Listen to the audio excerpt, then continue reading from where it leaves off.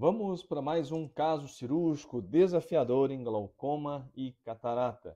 Espero que vocês estejam realmente aproveitando essa sequência de casos. Estes são nossos conflitos de interesse sem relação com o que será apresentado. Então, trata-se de LMS, sexo masculino, com passado de trabeculectomia há 2 anos, uma pressão intraocular no olho esquerdo controlada, com 12 milímetros de mercúrio sem uso de potensor ocular. E havia então uma queixa de desconforto, e quando a gente vê o aspecto da bolha, a gente vê realmente que ela está invadindo a córnea, elevada, avascular e com uma deformação nessa região.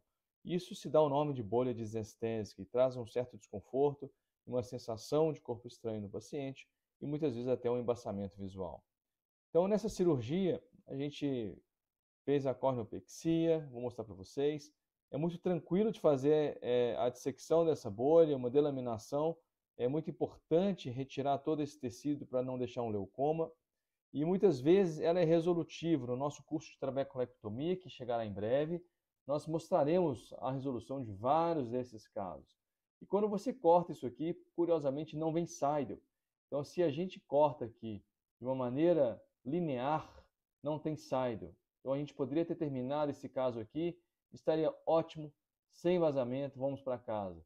Mas por capricho, nós fomos mexer nessa regiãozinha que sobrou aqui, essa pontinha, e aí acabamos cortando essa parte da bolha, e aí sim veio todo o problema. E a gente fala, puxa vida, por que eu fui mexer nessa região? Então, o bom é inimigo do ótimo. Quando a gente comprime a bolha, estava com saido ali. Bom, preparamos esse olho para fazer então um recobrimento conjuntival. A gente faz só a demarcação dessa conjuntiva, separa cuidadosamente com uma tesoura romba essa conjuntiva da tênon, porque a gente não quer tracionar a tênon até lá na córnea, e sim somente a conjuntiva, para não dar tanta pitose e não trazer tanta retração também. Então a gente vai dissecando somente a conjuntiva, olha lá, com muito cuidado, por transparência nessa região. Tem que ser bem fininho mesmo, para soltar toda essa tênon e não ter tração. E à medida que a gente vai fazendo isso, eu gosto de fazer um gotejamento de mitomicina C. Acabou que a gente optou por fazer também, então, a abertura dessa parte brancacenta. Não é o que a gente faz normalmente. Então começou a, vamos tirar essa parte já que está aqui. Acabou que o flap já estava aberto, então nós suturamos o flap. Quando nós fomos suturar o flap, olha o que aconteceu. Ele estava friável pela mitomicina e se soltou. Então agora, uma cirurgia que era super tranquila, se torna uma cirurgia grande, com um flap super friável. Então nós tentamos suturar, deixar esse flap no local, passar o fio não por ele, porque não tinha como ter tensão sobre ele, mas só deixar o fio apoiando esse flap para ver se ficaria ali, pelo menos contendo um pouco o fluxo. Ficou bom. Nesse caso de cá ficou bom, gostei do resultado, demos esse ponto, fechamos o nó e vamos fazer a mesma coisa do outro lado. Quando a gente fez do outro lado, que era a região que já estava aberta aqui em cima, vocês podem observar o que aconteceu com esse flap. Ele começou a se soltar. Olha lá para vocês verem. Na medida que a gente foi fazer, formar a cama anterior, esse flap estava se soltando e se esfacelando. Aí, puxa vida, o que nós vamos fazer? Será que a gente deixa esse fluxo grande? Será que a gente tira esse fluxo? Não ficou tão bom assim. Aí nós resolvemos tirar o quê? Um pedaço dessa tênon que estava fibrosada. Então fizemos uma tenectomia nessa região.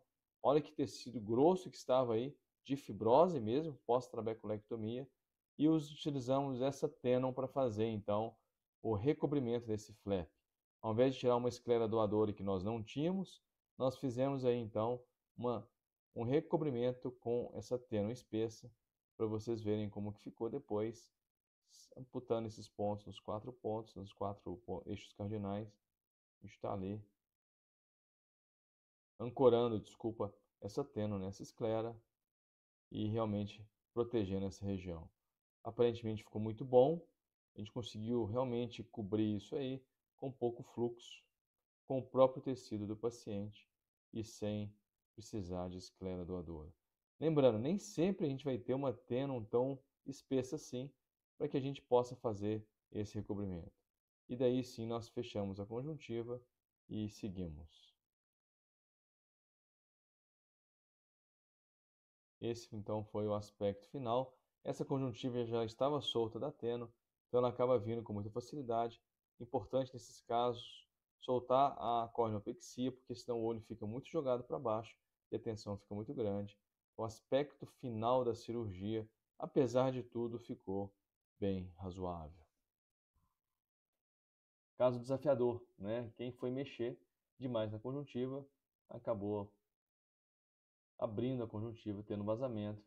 E era uma cirurgia muito tranquila, super fácil, rápida, acabou se tornando uma cirurgia grande e com vários desafios a serem resolvidos.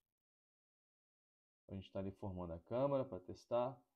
Observem como que esse olho agora formou a câmera, ou seja, a tena segurou ali o tecido sem vazamento e com um bom aspecto, felizmente. Bom, então bolha disestésica, a principal causa, qual que seria para a gente discutir? Seria então quando a gente tem uma fibrose na bolha, um anel fibrótico, esse humor aquoso não passa para ser absorvido na parte mais posterior e essa bolha começa a ficar tensa e ela vai crescendo para cima da córnea, certo? O momento de intervenção são dois.